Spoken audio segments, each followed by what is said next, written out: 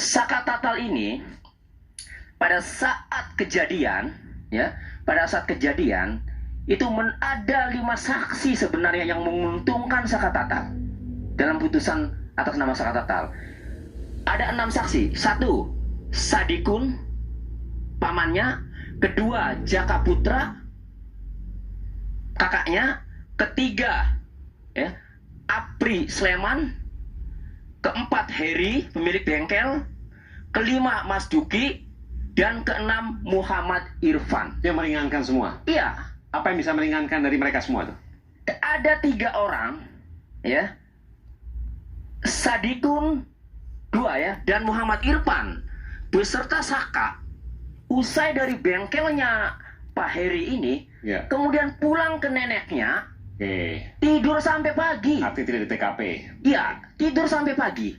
Baik, ini semua meringankan. Tapi Anda yakin berarti bahwa... Akan tetapi hakim ini mengabaikan keterangan ini. Oke. Nah, hakim ini mengabaikan keterangan ini, sehingga kaitannya dengan PK ini, ya, kaitannya dengan peninjauan kembali ini, ya, ini bisa saya sebut sebagai kekeliruan hakim. Arti Anda kan pelajari semua Kehilapan kasusnya. yang nyata.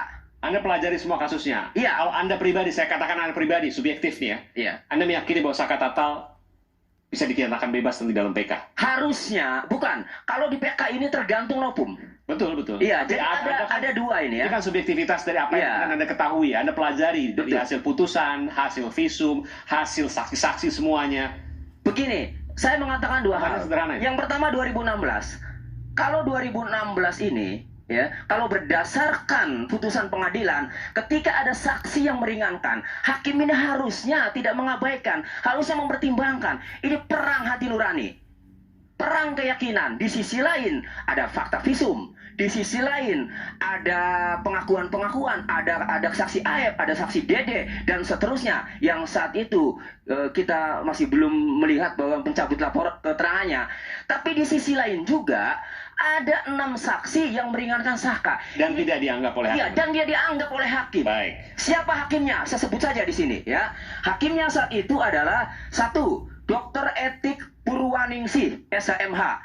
Nah, itu selaku ketua hakim, majelis hakim, ketua.